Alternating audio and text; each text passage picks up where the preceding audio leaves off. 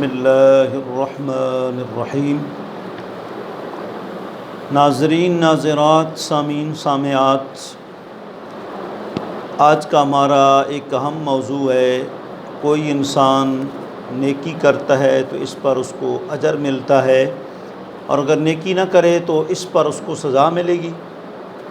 ایسا کیوں ہوتا ہے؟ اس کی سائنسی اور عقلی کیا وجوہات ہو سکتی ہیں؟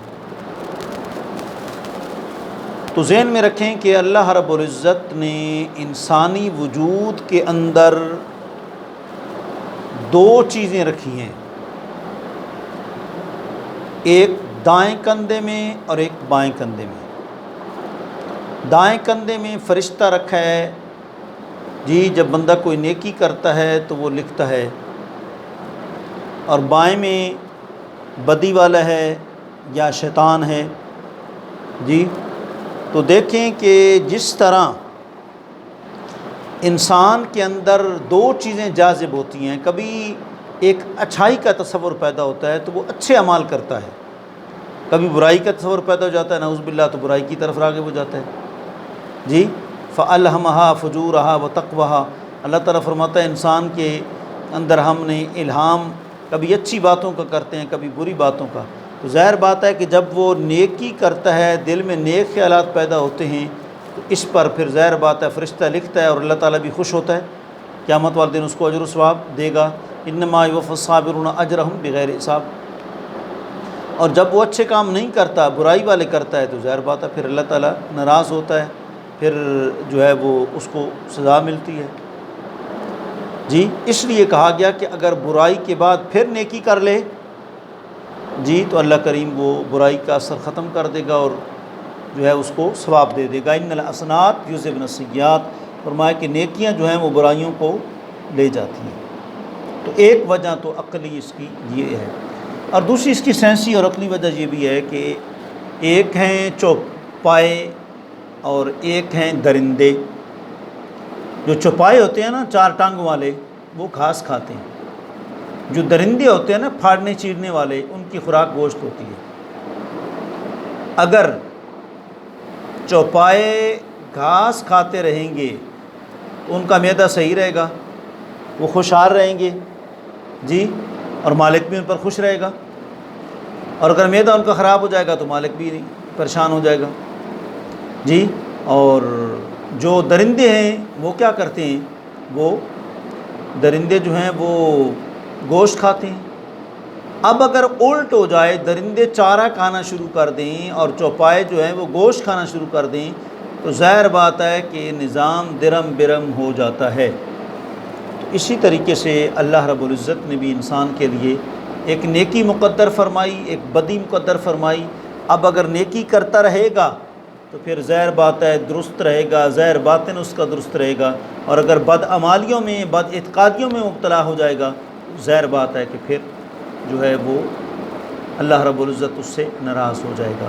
اس لیے آقا علیہ الصلوۃ والسلام فرمایا کہ مسجد کے اندر جو بندہ دنیاوی باتیں کرتا ہے تو اس کی نیکیاں ضائع ہو جاتی ہیں، اور وہ ایسے ہے جیسا کہ چوپائے کے آگے چارہ رکھ دی جائے، دوڑتا ہوا آتا ہے، اس کو کھا جاتا ہے، ختم کر دیتا ہے۔ اس طرح شیطان اس کی جو ہے وہ نیکیاں ضائع کر دیتا ہے۔ اور بعض روایات میں ہے کہ مسجد میں جو دنیاوی باتیں کرتا ہے وہ ایسے جیسے خشک لکڑی کو آگ لگا دی جائے، اس کو ختم کر دیتی ہے۔ خشک لکڑی ہے تو اس کو آگ ہی لگنی ہے۔ ظاہر بات ہے کہ جب اعمال نہیں ہوں گے تو پھر کل جہنم ہی جلنا ہے، یہ سزا ہی ہونی ہے۔ لیکن اگر نیک اعمال کریں گے تو پھر انشاءاللہ العزیز بہت اللہ کریم جو ہے خوش ہوگا اور اجر و ثواب عطا فرما دے گا۔ جی تو اسی طرح تیسری وجہ، انسان جب غلطیاں کرتا ہے، بد عملیاں اور بد اعتقادیاں کرتا ہے، تو ظاہر بات ہے کہ یہ غلطیاں دراصل عذاب کی جڑ ہیں، اور وہی در حقیقت اللہ تعالیٰ کی غضب سے آگ کی صورت پر مشتمل ہو جاتی ہیں۔ جی اللہ تعالیٰ تو چونکہ ہر کام کا انجام جانتا ہے، اس کے مطابق وہ سب سے پہلے سامان بھی مہیا رکھتا ہے۔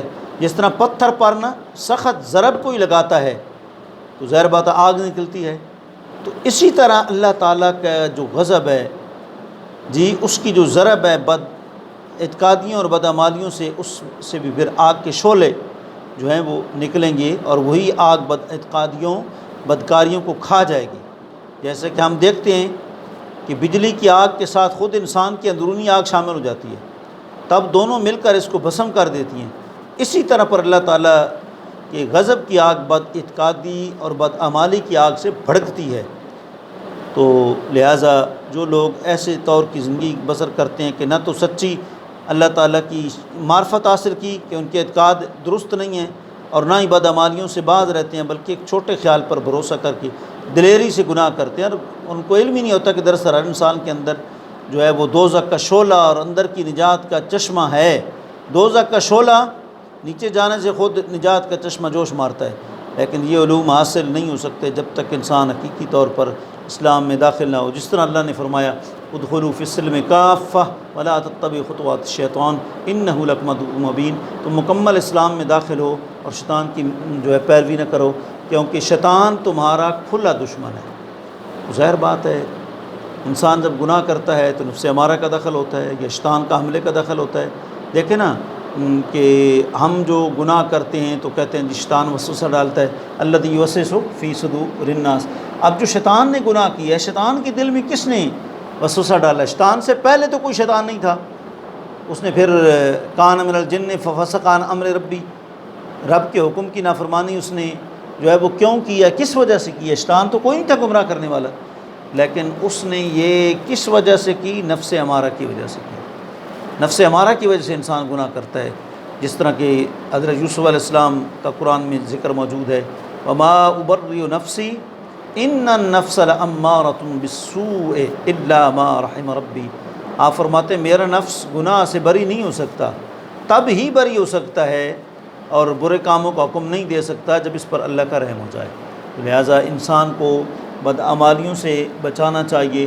یہ بھی اللہ کریم کا بڑا فضل اور کرم ہے کہ جب انسان نیکی کرتا ہے تو دایاں فرشتہ فوراً ایک نیکی کرتا ہے 10 کا ثواب لکھ دیتا ہے، اور جب انسان برائی کرتا ہے تو برائی ایک کے بجائے 10 نہیں لکھی جاتی، ایک ہی لکھی جاتی ہے۔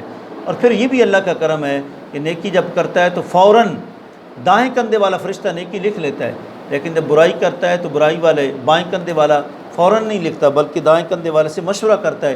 اگر وہ کہہ دے ہو سکتا ہے کہ یہ مطلب طیب ہو جائے، ابھی آپ نہ لکھیں اس کا گناہ، تو پھر اس میں مہلت مل جاتی ہے۔ یہ اللہ کی بڑی رحمت اور بڑی مہربانی ہے۔ اللہ آپ کو ہم سب کو بدعمالیوں سے بد اعتقادیوں سے نجات عطا فرمائے، کیونکہ اللہ تعالیٰ فرماتا ہے ان الذین یحبون ان تشیع الفاحشۃ فی الذین آمنوا لہم عذاب علیم فی الدنیا والآخرہ واللہ یعلم وانتم لا تعلمون۔ فرمایا کہ جو لوگ برائی کو پسند کرتے ہیں ان کے لیے پھر دنیا آخرت میں عذاب ہے، اور عذاب کی اصل حقیقت اللہ ہی جانتا ہے، تم نہیں جانتے۔ ولولا فضل علیکم ورحمتہ وان اللہ رؤوف رحیم۔ اگر اللہ کا فضل اور رحمت نہ ہوتا تو بندہ خسارے میں ہوتا، لیکن اللہ بڑا مہربان اور غفور الرحیم ہے۔ اللہ کریم اپنے فضل سے ایک نیکی پر 10 کا ثواب، بعض میں آتا ہے کہ آیات میں کہ 700 گنا تک، کمثل حبۃ انبتت سبع سنابل فی کل سنبلۃ مئۃ حبۃ، فرمایا 700 گنا تک ثواب دے گا۔ بعض آیات میں واللہ یضاعف لمن یشاء، اللہ جتنا چاہے گا اجر و ثواب دے گا۔ علامہ شرف الدین یکشنوی رحمۃ اللہ تعالی فرماتے ہیں کہ یہ جو نیکیوں کے آگے جو ہے وہ جزا ذکر کی گئی، کہیں ایک نیکی کرو 10 کا ثواب، کہیں ایک نیکی کرو 700 گنا کا ثواب، کہیں ایک نیکی کرو تو لاتعداد ثواب، یہ کوئی اللہ کے کلام میں تعارض اور ٹکراؤ نہیں ہے، بلکہ حقیقت یہ ہے کہ یہ سب اخلاص کے سودے ہیں، اخلاص پر مبنی ہیں۔ جس نے ایک نیکی کی تھوڑا اخلاص ہوا اللہ 10 کا ثواب دے گا، جس نے ایک نیکی کی زیادہ اخلاص ہوگا 700 گنا تک ثواب دے دے گا، اور جس نے معاذ اللہ کے رضا کے لیے کام کیا اللہ اس کو لاتعداد اجر و ثواب عطا فرما دے گا۔ اللہ کریم آپ کو ہم سب کو بدعمالیوں بد اعتقادیوں سے بچانے کی توفیق عطا فرمائے۔ وآخر دعوانا ان الحمد للہ رب العالمین۔